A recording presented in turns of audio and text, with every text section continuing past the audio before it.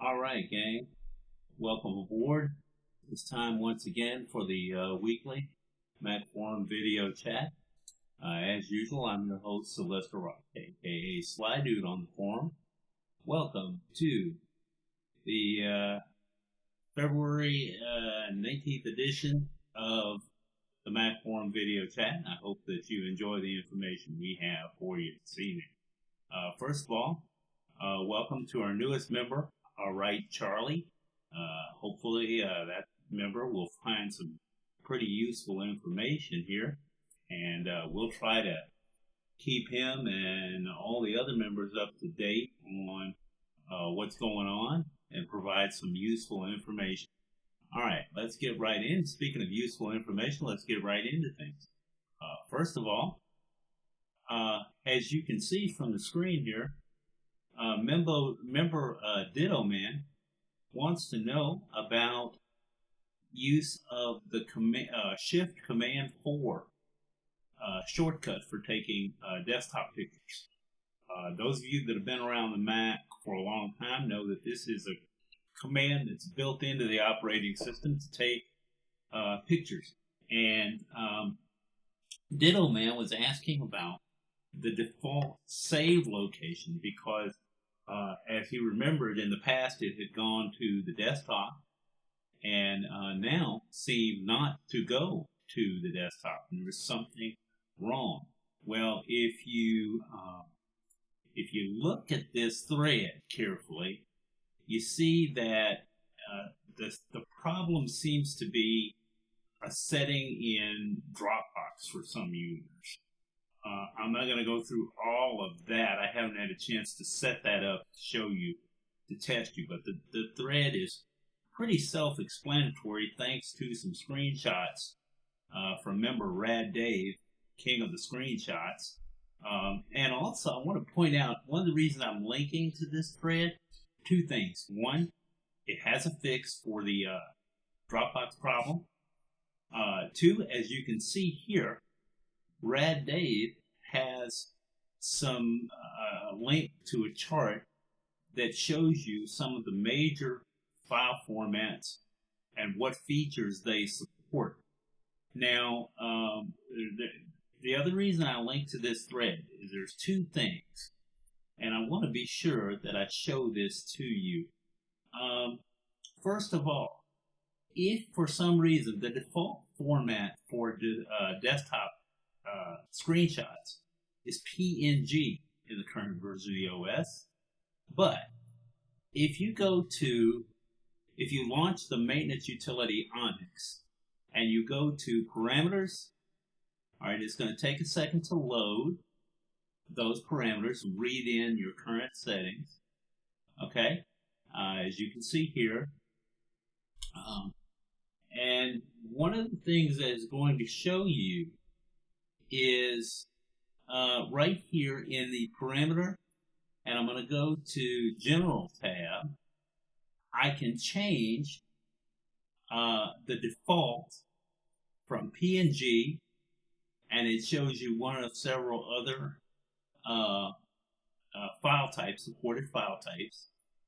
And also, and I'm going to go ahead and cancel that because I don't want to change mine right now, but also you can change the location for where it saves to if you want to use a different save location than the desktop. So that's one thing you want to keep in mind.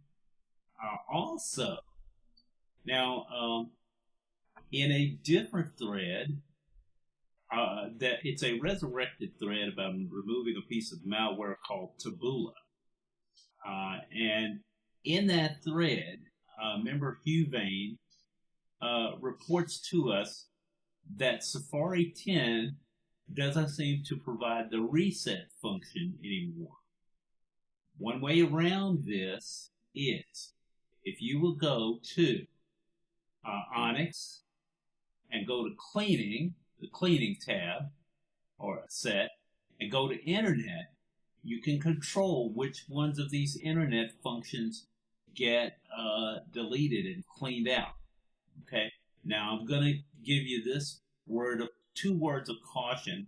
regarding using Onyx. First of all, make sure that you download the version for your particular incarnation of OS 10. There are different versions for different versions of OS 10. So make sure you get the right version.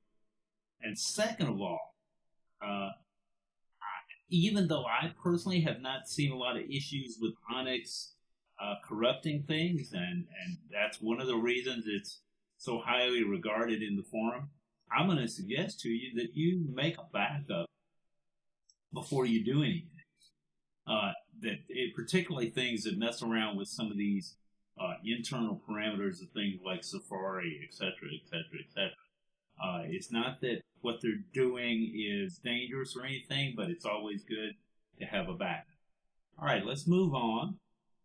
I want to get to another little thread that I have here.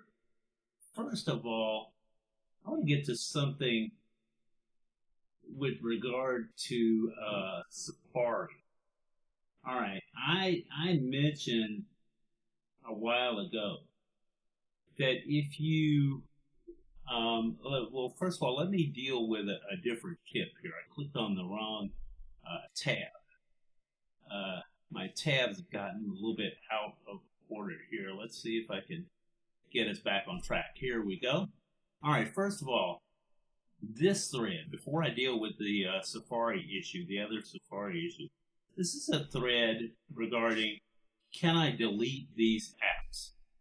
Remember backlighting asked a question about which Mac Apple included apps can be deleted. As you can see, they're looking for Automator, Calculator, Chess, DVD player, FaceTime, reminders, notes, stickies, and iBooks. These are apps that that particular member does not use often, and he wanted to know which ones can be removed.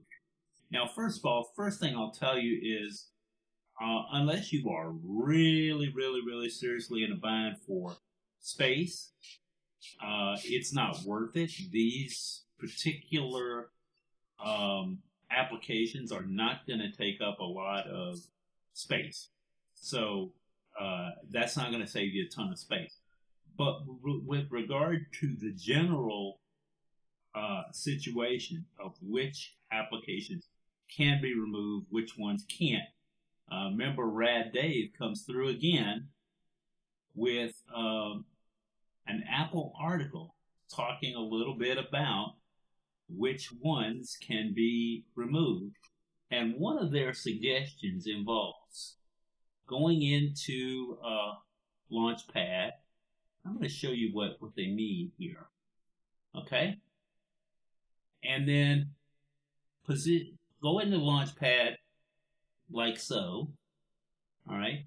Position your pointer over an app, and you'll see when you click on these, it'll show you which things can be removed, much like the little squares on the iPhone to delete things. Those that have the little X's could be deleted if you chose to. Some of them, as you can see, do not have, look at Safari, for example, messages. These are FaceTime. These are tightly integrated into the OS, and it's generally not a good idea. The little Apple, the ones like App Store that do not have an X, you really can't remove these without doing some damage to your operating system as a general rule. iTunes, for example, can be removed, but you got to be real careful with that one, especially if you're using it to sync with an iPhone or an iPad, something of that nature. You got to have a syncing alternative. But for the most part, this is a quick and dirty way to see which of the Apple included apps can be removed, because the ones that can, when you click on an app, as we did here, the ones that could be removed have that little X that appears there. So that's a good alternative. I'll have a link to that article in the show notes. It's a very good way to tell the difference which apps can be easily removed, which ones can't. All right, also, now this is a little bit different. This is a Safari tip. I want to show you something.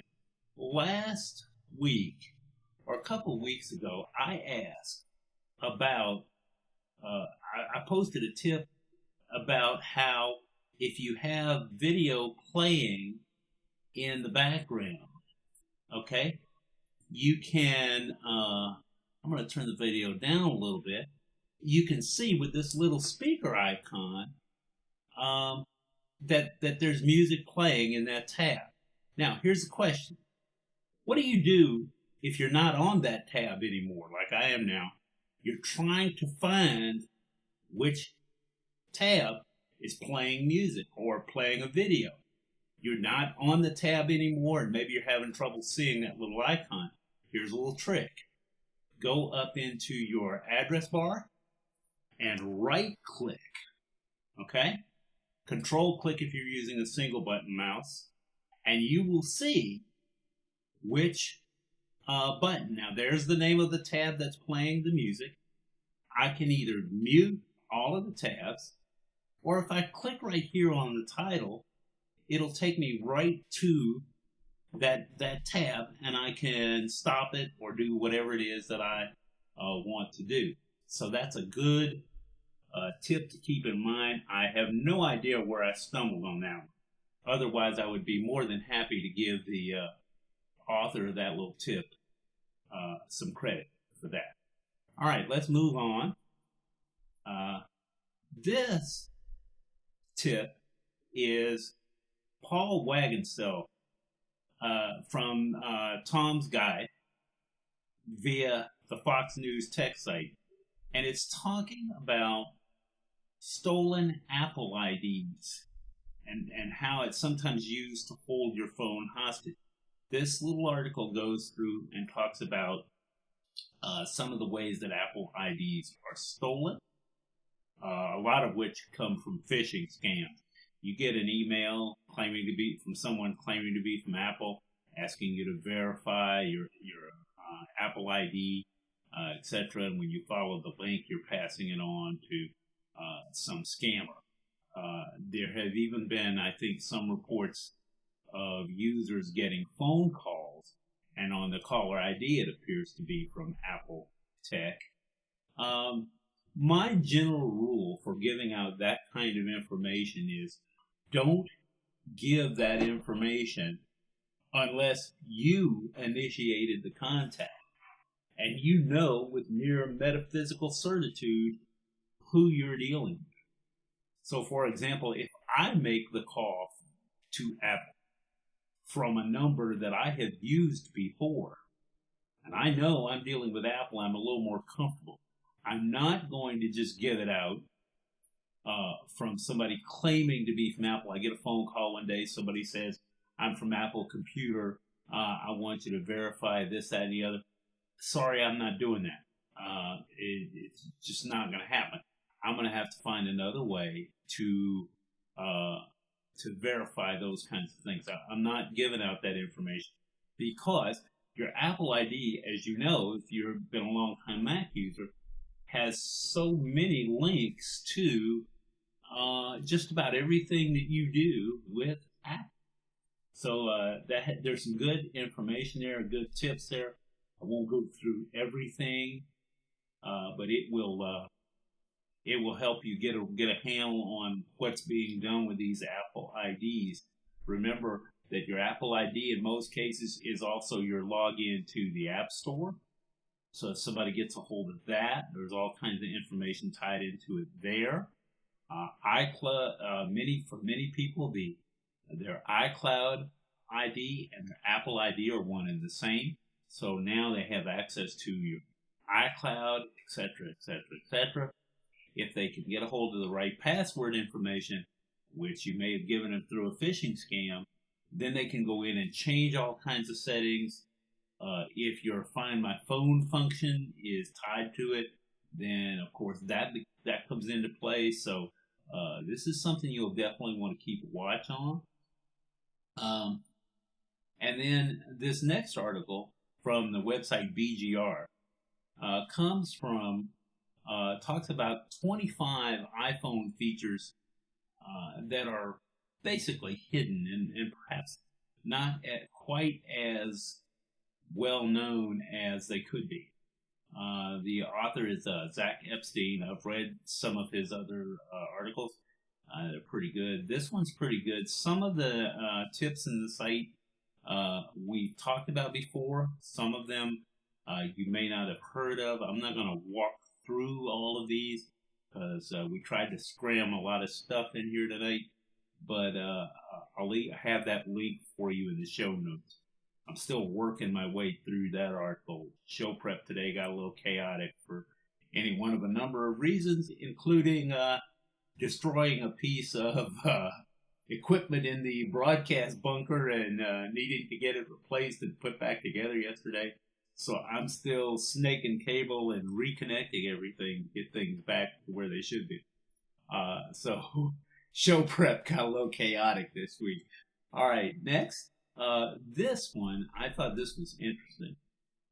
There's an article that popped up a while back that said that perhaps Apple was thinking of moving some of their manufacturing facility for the iPhone back to the United States as opposed to in China. And that floated around the internet for a while. And it looks like, once again, BGR, Chris Millis, and he's pointing to some comments from Apple's CFO that may not necessarily be the case. They may not necessarily be moving back those facilities at the moment. That's still kind of an up in the air decision.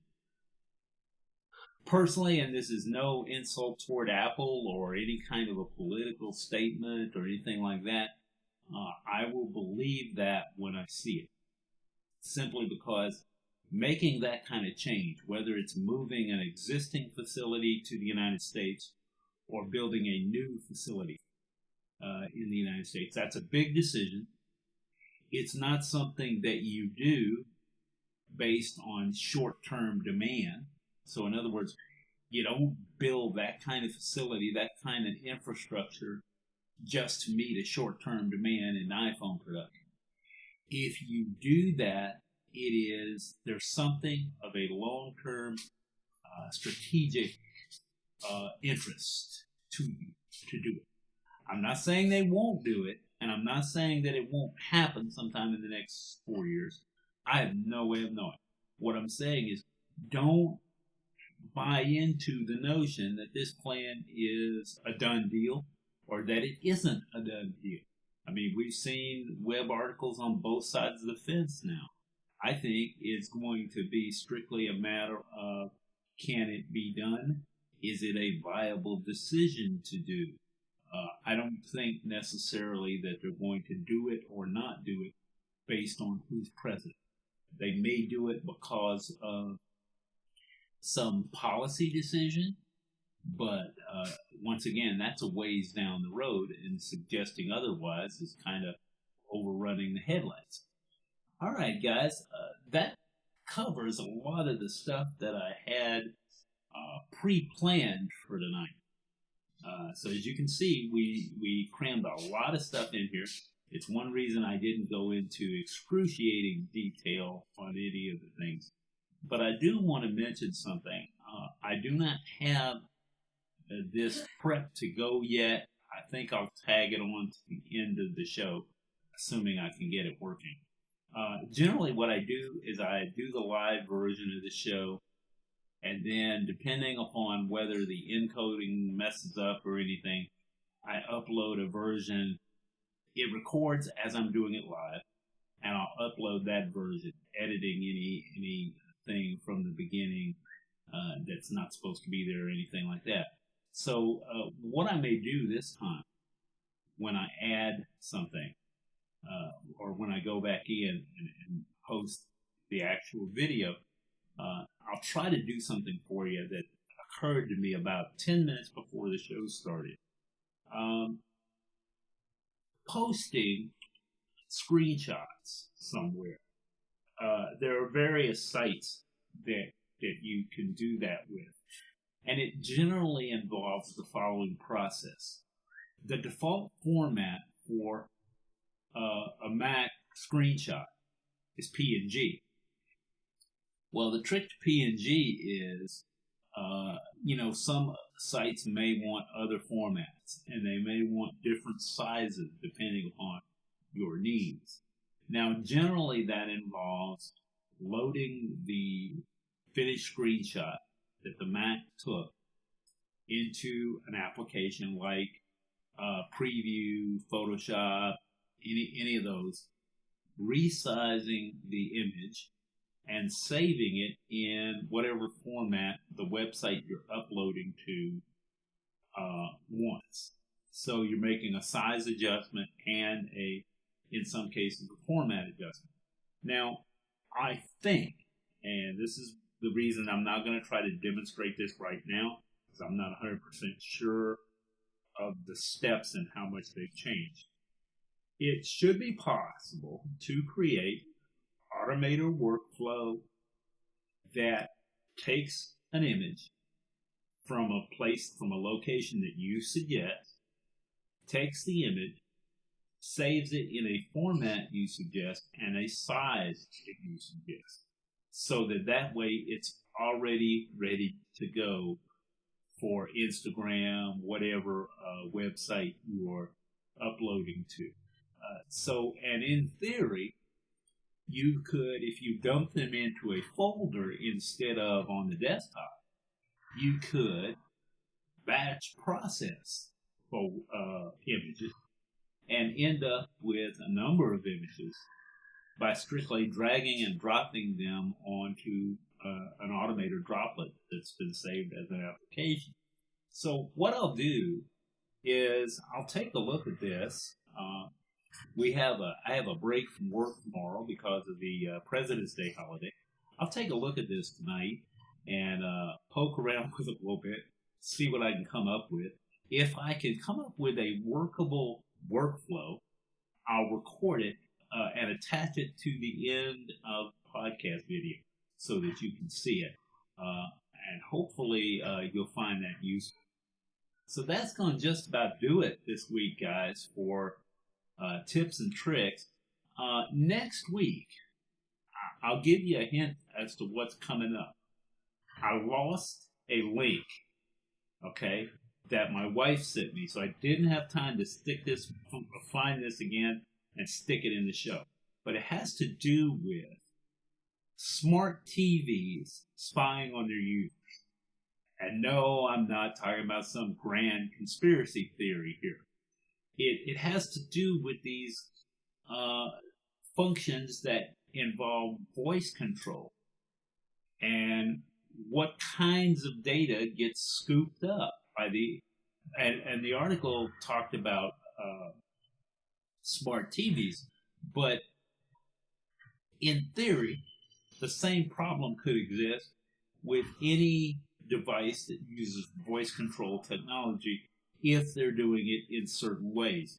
So I'll have that link for you next week when I can reread the article and discuss it intelligently and maybe have some useful suggestions for you. No, I haven't gone off the conspiracy theory down the rabbit hole here. This is just something that needs to be discussed intelligently, and I don't want to come off sounding like some kind of conspiracy nut. So we'll say that for next week. I'll find the article again, and we'll pass that information on to you. That's one good reason for you to tune in next week. And speaking of next week, that's going to just about do it for this show. This has been your host, Sylvester Rock, a.k.a. Sly Dude on the forum. I've been glad to bring this to you. I hope that you've enjoyed the show. And until next week, I'll see you in the forum, guys.